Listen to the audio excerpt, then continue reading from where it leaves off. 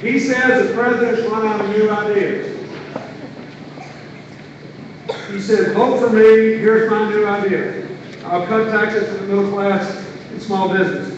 Barack Obama cut taxes for the middle class, an average of $3,600, and cut small business taxes 18 times.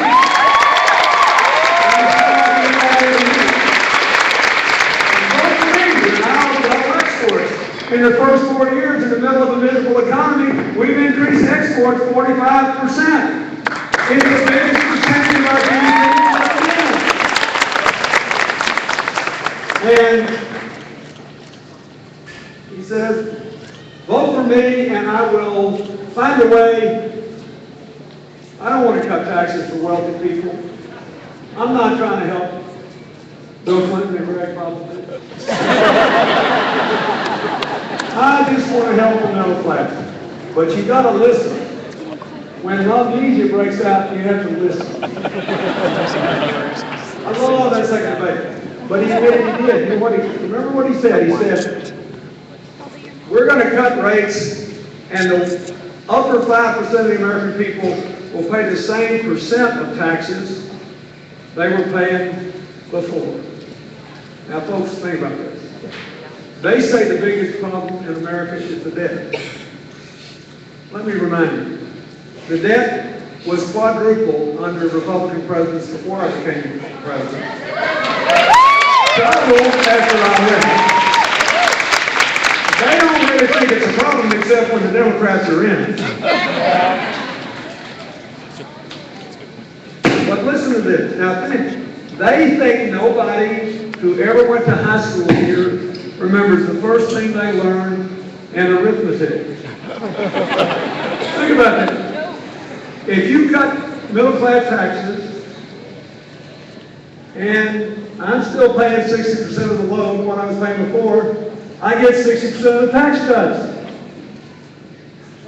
If you lower everybody else's taxes, and I say the same percentage I was paying before, you got to lower mine. And since I had 60% of the burden, I get 60% of the tax cut. That's what they have promised. And Mr. Ryan, in his debate, admitted they had no idea whether they were going to make up the money. He didn't say that. Here's what he said. He said, yeah, I know we're going to cut taxes $5 trillion over a decade, but we think this debt is terrible.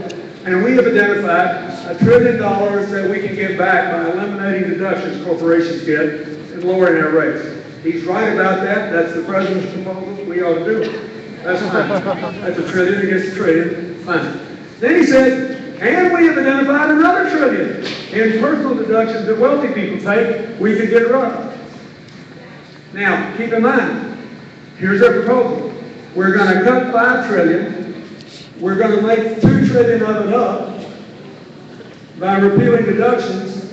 That leaves 3. 5 minus 2 is still 3. They cannot repeal it. No matter how foggy-headed I get, 5 minus 2 still leaves 3. So he says, the biggest problem in the world is our debt. Hire us. We will dig the hole $3 trillion deeper, and then we'll figure out how to fill it in. Well, tell us how you're going to fill it in.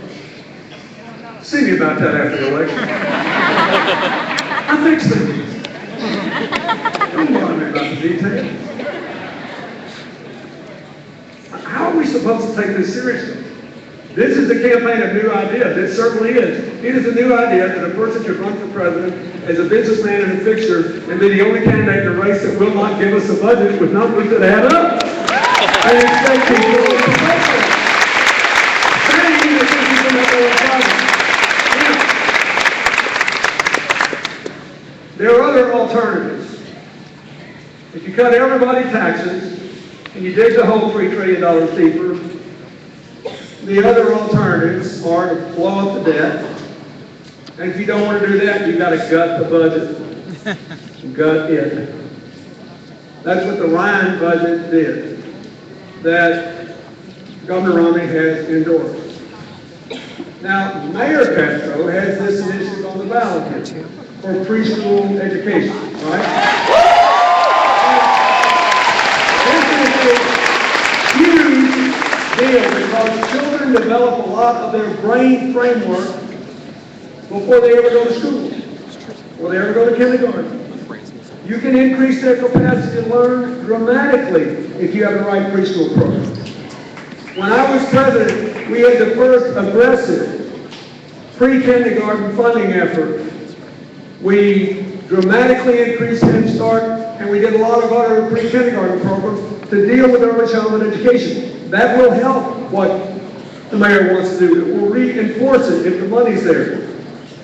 Another reason to have a Congressman Castro and a Congressman Gallego is that when they come to him and say, the Tea Party does, oh, we want to cut taxes and get rid of all this education spending, it's a waste of money, they would say, no, it is not. It is our future. And we refuse to give away our future.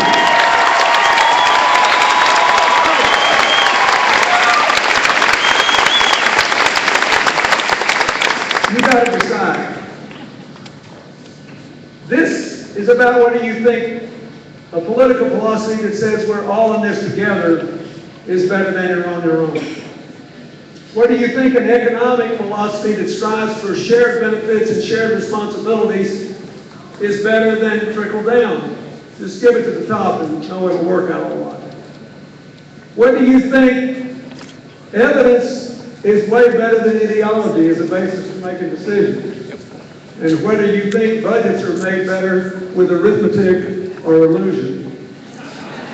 That's what this is about. Look, this country is coming back. We've got manufacturing job growth for the first time since the 1990s. We are younger than Europe. We are younger than Japan. In 20 years, we're going to be younger than China. And we are the only country with somebody here from everywhere. Look around this room. We are coming back. But we've got to vote for the future. We cannot say what the Tea Party says. By the way, I have to say, for people who tell us every day how much they hate the government and why we should hate it, they spend a whole lot of time trying to get a hold of it. And trying to help their pals when they do. It's amazing. If I disliked anything as much as they dislike government, I'd run the other way. But look, we are all in this together. The countries in the world today that have both a good economy and a good government, and they work together, that think about swelling the middle class and giving poor people an honorable way to work their way into it, that give all their children a chance to get a good education. Those are the ones that are winning in the modern economy. Those are the ones that are winning the future. America can lead that parade, but we got to invest in your education. We have to invest in science and technology and innovation. We have to reward people that work hard, not punish them.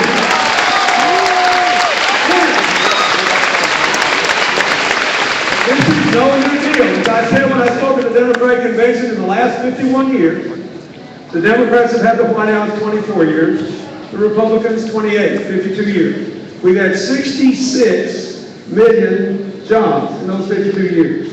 42 million under the Democrats, 24 million under the Republicans.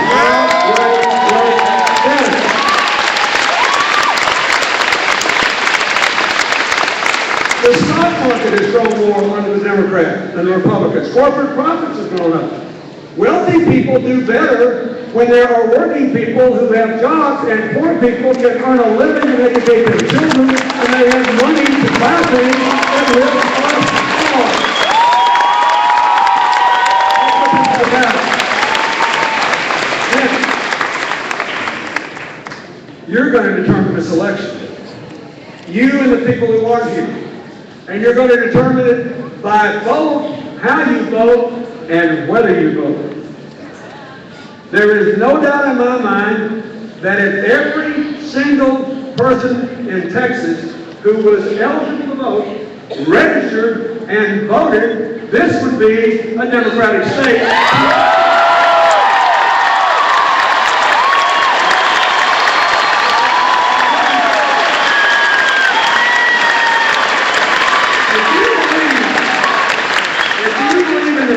That the people on this stage represent, and I do.